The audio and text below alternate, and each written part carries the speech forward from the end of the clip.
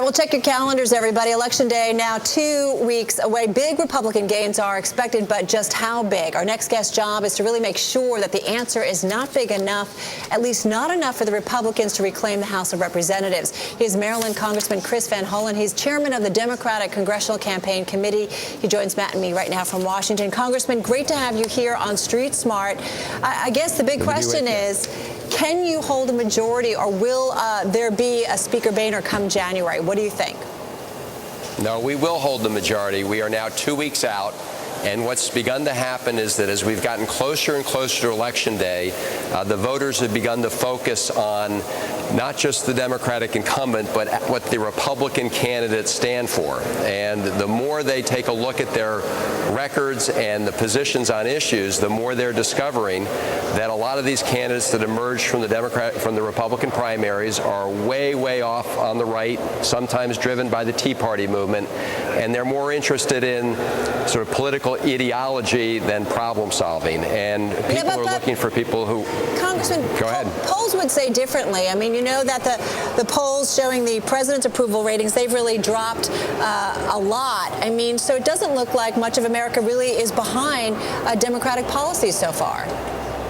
No, what the polls show is there are a whole lot of undecided voters out there, and our Republican colleagues had said by this point in time you'd be able to write the political obituaries of a lot of these Democratic members of Congress. That is just not the case. They are fighting hard, and in a whole lot of cases, they're way ahead of where the pundits predicted they would be at this point in time. And the reason for that is that voters are taking a look at the Republican candidates and their records, and what they see they don't really like, because what they've been proposing is a return to the same failed policies that got this country into a mess to begin with. And while nobody is satisfied with where we are in the economy right now, very few people really want to go back to the policies that got us into this mess and which served a few special interests at the expense of everybody else. And that's why you see actually tens of millions of dollars of this secret money going in from special interest groups, because a lot of them had their wings clipped a little bit. They had their power reined in, and they're trying to buy back a Congress. Let's look at it through the lens of campaign financing. I mean, the Democrats had been blowing away the Republicans as far as collecting dollars to spend in order to win elections. The Republicans have sort of caught up to you, though. They're doing quite well in that sense. How do you explain that? Well, as you know, there's a very important distinction between what candidates raise in terms of their own campaigns, which are very limited in the amounts and totally transparent and disclosed to the public, and what we're seeing from these Republican groups like Karl Rove's group, which is tens of millions of dollars of undisclosed money. People who are apparently too embarrassed to let us know who they are. I mean, if you've got nothing to fear, why are you hiding your identities? Why are you pumping all this money in? So money that's contributed to candidates, Republicans or Democrats, is both limited and totally disclosed.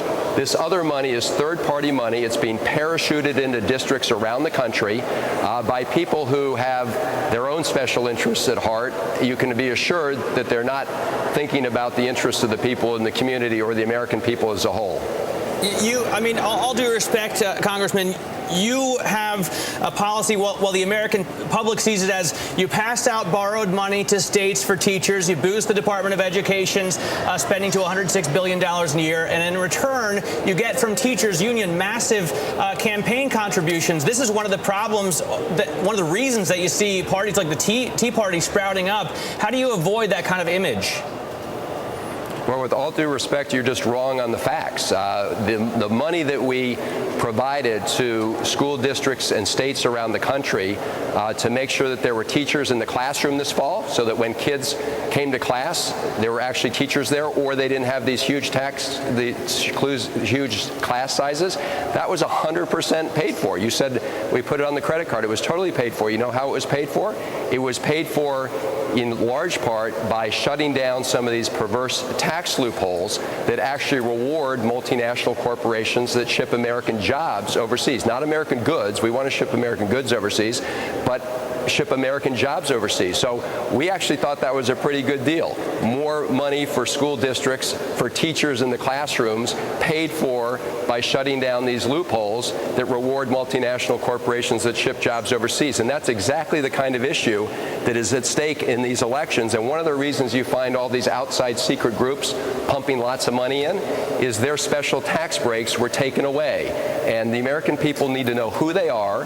And it is, I think, alarming to lots of people that they're afraid to put their name where their money is and let people know who's financing these ads. Congressman, we've got less than a minute left. You are a member of the House Ways and Means Committee as well. Those Bush tax cuts, what do you think is going to happen realistically here?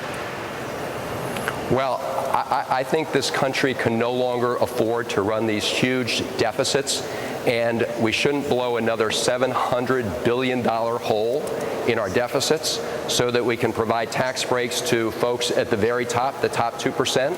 Okay. We should provide tax relief to 98% of the American people, as the president's proposed, and not to hedge funds and Fortune 100 companies, which, under the definition of the Republicans, for some reason they think qualify as small businesses. 5 seconds. What do you think is going to happen here? Sure.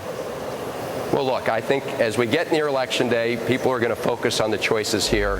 They're not going to want to go back to the same policies that got us into this mess. So I'm confident for that reason we will take a majority. And voters don't like pundits to tell them how they're going to vote.